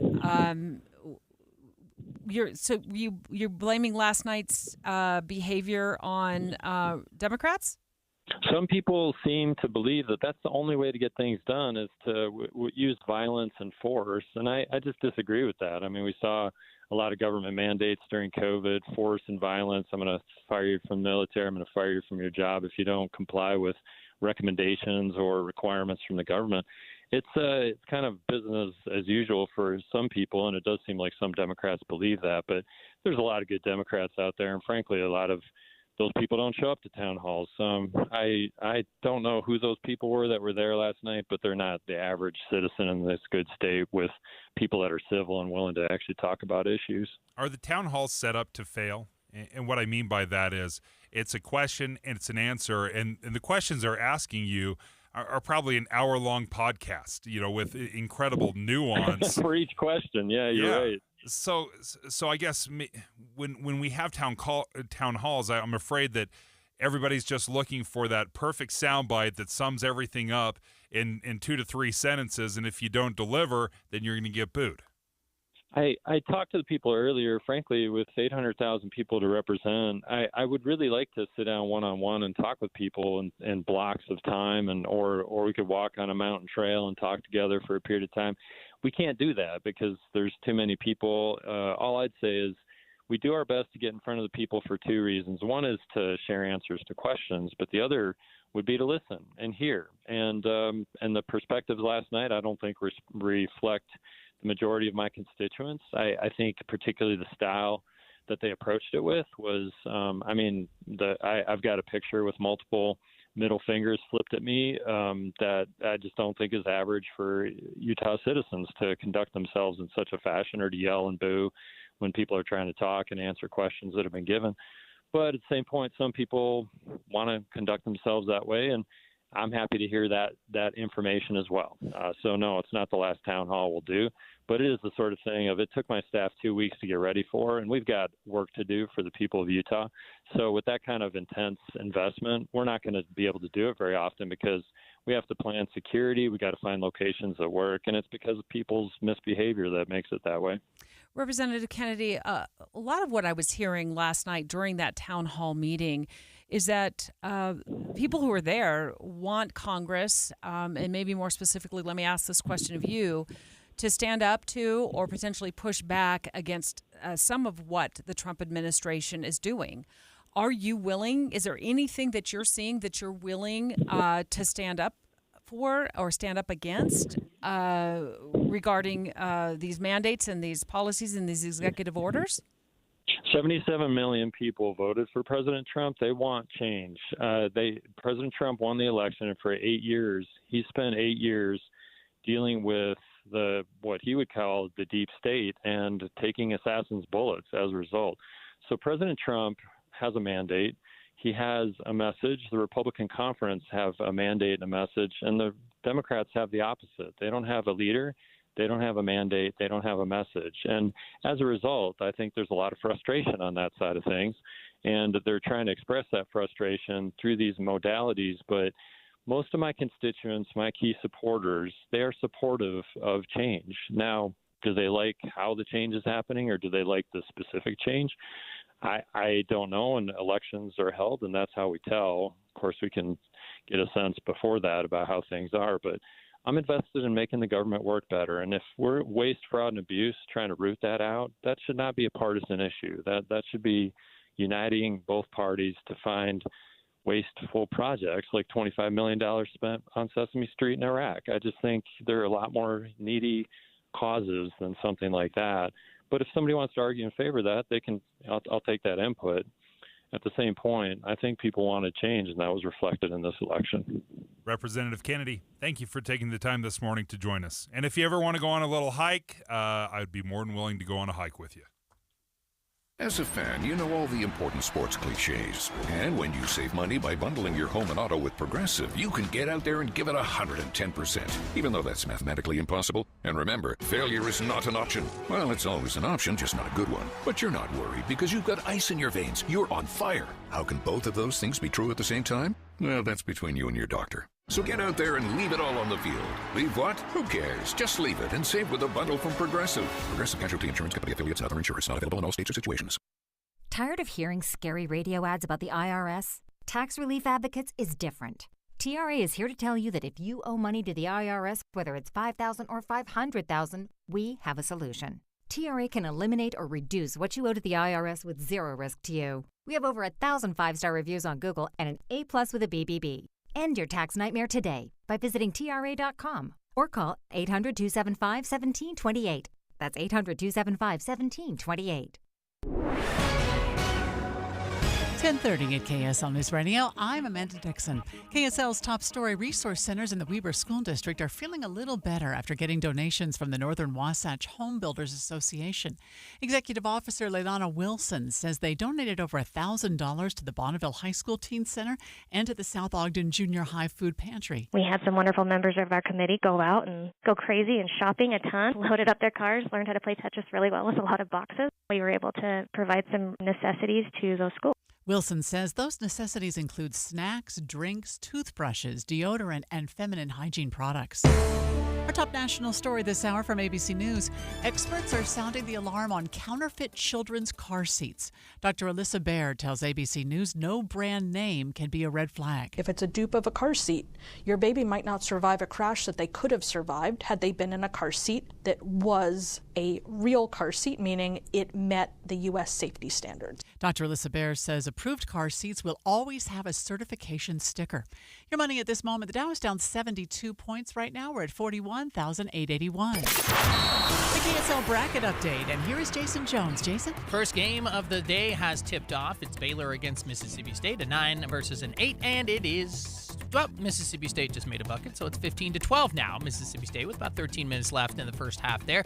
Coming up in about 10 minutes, number 2 seed Alabama takes on 15 seed Robert Morris, and Iowa State at 11:30 is going to start their title run without their star guard, Keyshawn Gilbert, who's out for the entire tournament. We'll see how far they can go without him. With your KSL NCAA Tournament Bracket Update, I'm Jason Jones. Follow NCAA tournament updates and all other sports updates on KSLSports.com.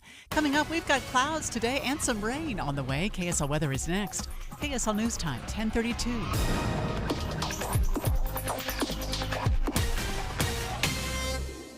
Mornings are for recharging. And they're for starting your day right. We volunteer to join you in the car. Get news and weather at 102.7 FM during the most important part of your day. Andy and Amanda, each morning between 5 and 9 on KSL News Radio.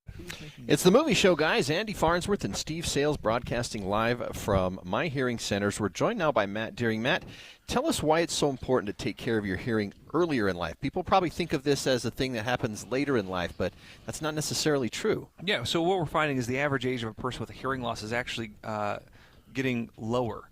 And it's primarily due to overexposure to noise. We're in a very noisy environment. Even if you go to the movie theaters right now, you get in there and some of those movies can be pretty intense, and some of that noise can actually cause a hearing loss. You know, we're in the middle of March Madness, or I guess the beginning of March Madness right now, and some of those stadiums can get up to 105 decibels when they're fully filled up, and anything 105 glorious decibels. Well, it depends on what side you're on right. when it happens.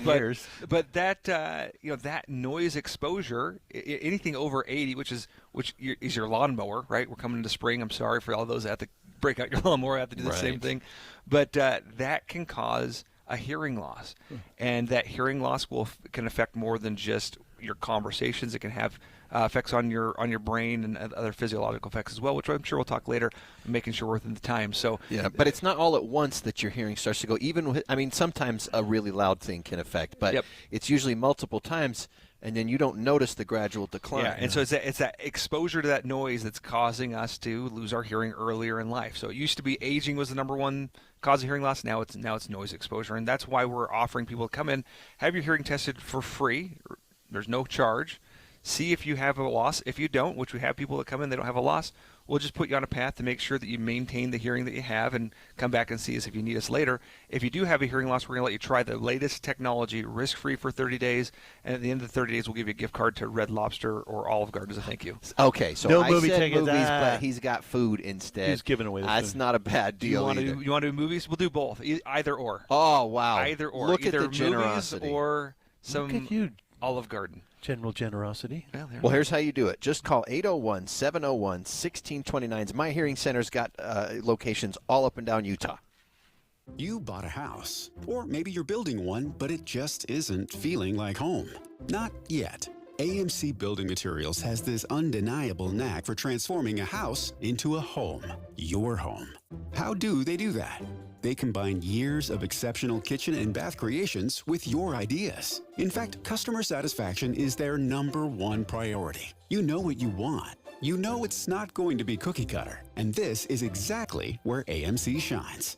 AMC delivers exceptional quality, bold-style kitchen and bath designs, along with their exceptional value and a timeline you'll love. Most projects are complete by the elite AMC professional installers in under 10 days. Immerse yourself in the beauty, function, and feel in person at the AMC Building Materials Showroom in Salt Lake City. Get directions and schedule your free estimate at amckitchenslc.org. AMC Building Materials, transforming your house into a home. amckitchenslc.org. Traffic and weather together, brought to you by Mountain America's low-rate auto loans. And back to you, Heather. We still have delays in Weber County. This is southbound I-15 between the I-84 split all the way down into Sunset. It's due to construction. They had one lane of the freeway closed for the construction, leaving only 2 left lanes. But they just reopened that third lane, the right lane, about 5 minutes ago. So hopefully these delays will start clearing out soon. Right now, you're going to have to allow an extra 5 to 10 extra minutes just to get a mile or so through that stretch. Everybody else is moving at freeway speeds. Our 100th spring is right around the corner, and Murdoch Chevrolet can help you take those curves in style. Right now, receive 5.9% for 84 months on the new heavy-duty Silverados. Heather Kelly in the KSL Traffic Center. Cloudy today with a chance of showers tonight and tomorrow. Today's high 52. We're in the mid-70s by midweek next week. Right now, it's 43 degrees downtown. I'm Amanda Dixon from the KSL Common Spirit Health Studios. Listen online at kslnewsradio.com. We're Utah's news, traffic, and weather station. Dave and Dujanovic, your morning companions for talk, analysis, and key perspectives on Utah's biggest stories on KSL News Radio. Well, what will it look like in Utah if the Department of Education just goes away? That's a question we're going to explore right now. President Trump signing an executive order to disband the Department of Education, but I don't really know what that'll look like. What that means? Yeah. Yeah. To be completely honest, I don't think most of us know what the Department of Education even does. It sounds like a very big, important organization in the government, but if you start peeling back the layers, you may not realize how little of a role that the federal government plays in educating our kids. The vast majority of education comes from the state, the funding. 95% of it here in Utah comes from the state. So they do play a role, but it's a much smaller role than I think a lot of people realize. Here's what he talked about regarding eliminating it. Oops, 1 second. Prioritize sending money to school choice programs across America. We're going to shut it down and shut it down as quickly as possible. It's doing us no good. We want to return our students to the states. Let me try that again. School is actually, Steve, part of the family. Where's that audio coming It from? is. It really is. It is to a lot of folks around here. You got church, family, and school. We have some random sound coming through. Public Let me figure school. this Public out. school, okay. yeah. There we go. Let me try it again. Department of Education, we're going to eliminate it, and everybody knows it's right. Okay. Just so we're clear, that was coming from my computer. I cleared it up. So the issue then becomes, okay, what do we do with Title I schools, which are schools that typically need more assistance? They need more help. They need more financial help. They need more support in other areas. What happens with Pell Grants? What happens with student loans? These are all valid questions. I mean, there might be even some questions about like school lunch programs. So those are funded through the United States Department of Agriculture. So I don't think that is at issue here. But what I've read regarding at least Pell Grants and student loans is those will stay intact. And they might be scooted around to other federal agencies to administer. But let's get Leah Murray, who's the director of the Walker Institute of Politics, on the line with us. Also is a co-host of Inside Sources. Leah, what are you hearing about how these cuts will potentially impact education here in Utah? Yeah, so I liked what you were just saying, because in higher education, we care quite a bit about those Pell Grants. And so I asked friends immediately once we were hearing it was going to be closed, the Department of Education, my friends were saying, yeah, but we're being told Pell Grants are being held or harmless. Does that make sense? So that our understanding is that students will still be able to get the aid that they need to be able to go to college. Pell Grants, Title I schools, special needs, those are three of the big ones that the Department of Education handles. What is your thoughts or the understanding of why the federal government needs to run these programs instead of pushing it down to the states who handle the vast majority of all other education needs? Yeah, and I think that's a really good question. I wanted to say that one of the organizations, which is the Center for Education Statistics, has been around since 1867. So a little bit to be clear, the Department of Education has been around since 1977 or 79, right? Late 1970s.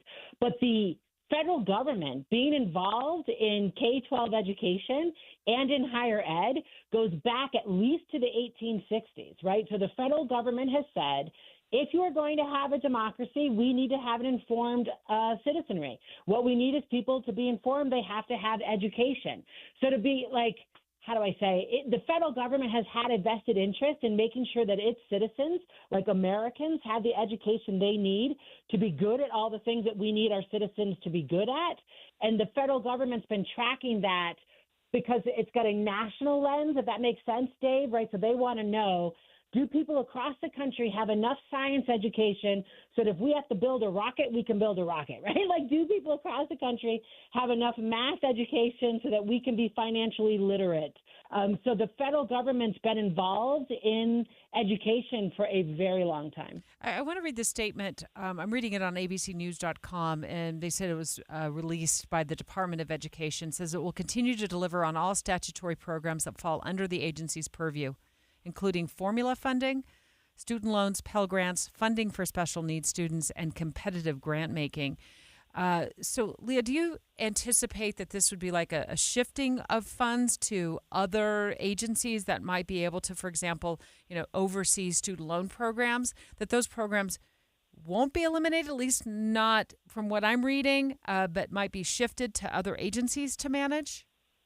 Yeah, that I think is exactly what will happen. So what I've heard the current education secretary say, like, for example, the federal government has an interest in children being treated equally, but those instances, if you will, could be managed by the Department of Justice, right? So I think they are thinking about where they move, how they manage those programs to what agencies. I think in the short term, though, right? Right now, that Department of Education statistics that I just told you about only has 3 people working, because it's not just that they're closing the Department of Education. They have fired a lot of people, right? So in those rounds of layoffs, the Department of Education caught a lot of those layoffs. So my concern is not when the dust settles, where all does it go? I am concerned short term, right, Debbie? So if students can't afford lunch and there's literally no one in the office in D.C. to reallocate funds to a school in Utah to pay for the free lunch at that Title I school. I am a little bit concerned about that in the short term, but I don't disagree with you. I think in the long term, the things that Americans want to have will probably just land in different agencies. Leah Murray, thank you so much for joining us. Poli-sci professor at the university, or at Weber State University, runs the Walker Institute of Politics as well. Thanks, Leah. Straight ahead, we're going to check in with our movie show guys. They're up next. Rebates and tax incentives sound great, but they can be a little bit of a headache when it comes time to claim them. What's up, everybody? I'm Mike Wilson with Any Hour Services, and we try and make it as easy as possible for you to claim those rebates. We even have a rebate support specialist on our team to answer your questions and help you get every dollar your new furnace and air conditioner qualify for. You might not realize it, but right now, local utilities are offering over $2,400 in rebates, and there's another $3,200 available in federal tax incentives. That's over $5,600 in additional savings for qualifying heating and cooling upgrades.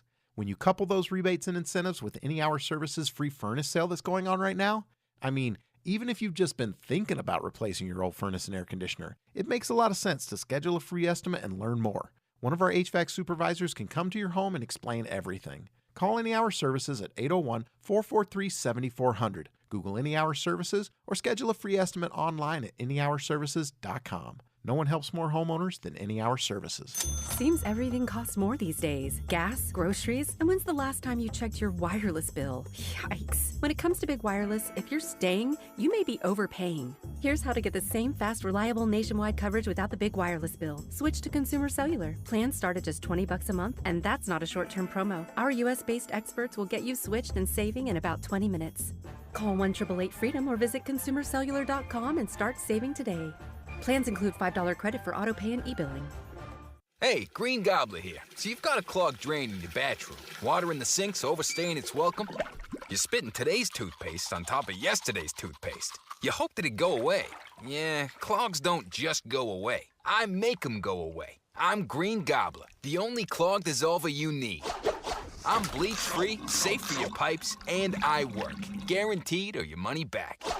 Because I never met a clog that was gonna unclog itself. Green Gobbler. Let the gobbler get it. Hey, Green Gobbler here. So you've got a clogged drain in your bathroom. Water in the sink's overstaying its welcome. You're spitting today's toothpaste on top of yesterday's toothpaste. You hope that it'd go away. Yeah, clogs don't just go away. I make them go away. I'm Green Gobbler, the only clog dissolver you need. I'm bleach-free, safe for your pipes, and I work. Guaranteed or your money back. Because I never met a clog that was gonna unclog itself. Green Gobbler. Let the gobbler get it. Jackson Hewitt wants you to save money on tax prep. We're saving money by having our intern rap in this commercial. Don't stress, Jackson Hewitt's got expert tax prep, $149 or less. Yo, some tax guys lie about price. They got hidden fees, that ain't nice. Ain't nice. Don't ignore MC Kevin's rhyme, cause this deal's for a limited time. $149. For tax prep that's $149 or less, hurry into Jackson Hewitt today. No cap. Limited time offer for new clients on federal returns. Participating locations only. Terms at jacksonhewitt.com/149. Both the games currently underway are from the East region. I think we mostly expect Baylor and Mississippi State are going to be going back and forth all day long, and they're not disappointing so far. Right now, 23-21, Baylor over Mississippi State at the under-8 TV timeout. Just tipped off number 2 seed Alabama against Robert Morris. Alabama with the early 5-2 lead there. Coming up at 11:30, Iowa State takes on Lipscomb. That's a 14-3 matchup. With your KSL and NCAA bracket tournament update, I'm Jason Jones. Dave and Dujanovic. The following preview has been rated G and is appropriate for all audiences. But I hope this movie this weekend is also rated G. They're bringing back Snow White. It's the big movie of the week. A princess joins forces with, wait for it, the 7 dwarfs. Wait, tell me more about... To liberate her kingdom from a cruel stepmother, wait for it, the evil queen. And I was just like, really? Again? Maybe Andy and Steve have a take on this that can convince me to go to the theaters this weekend. Yeah, this is a good one to talk about, because I do scratch my head when we do like the live action, and then all we do is like we animate everything with CG. Like, wait, what's the purpose of live action if all we're going to do is heavily use CG? That doesn't make a lot of sense to me. So, all right, movie boys, what are your thoughts? This, I think, is what the Supreme Court would call a test case then, to see what, if, or when it'll take to get you to go see a Disney live-action remake. And this one has gotten a lot of flack before it even was seen by anybody. Oh, talk about lowered expectations. I was driving through a snowstorm begrudgingly to go see this movie. And ironic when you see the movie, if you think about it, yes, Steve. No, if you think about it. Yeah, guess what? It's brilliant. You think so? Oh, yeah. Oh, good. So it's Here's the thing. It's faced an uphill battle. It's had bad publicity from the start. People reacted to production shots. People reacted to casting. Now, to be fair, some of the cast members didn't help out by some of their social media posts. Gal Gadot gets grief right now just because of the Palestinian-Israeli conflict with her being Israeli. So there's all these things kind of working against it. But all of that was before anybody had actually seen the movie.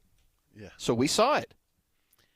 Yeah, and there's some complaints that I understand, but the heart of the movie and the new songs, you're still going to get hi-hoed and you're going to still be able to whistle while you work, but you're not going to be, someday my prince will come. They kind of got it. And he's not even a prince. He's more like Robin Hood. He's like Han Solo.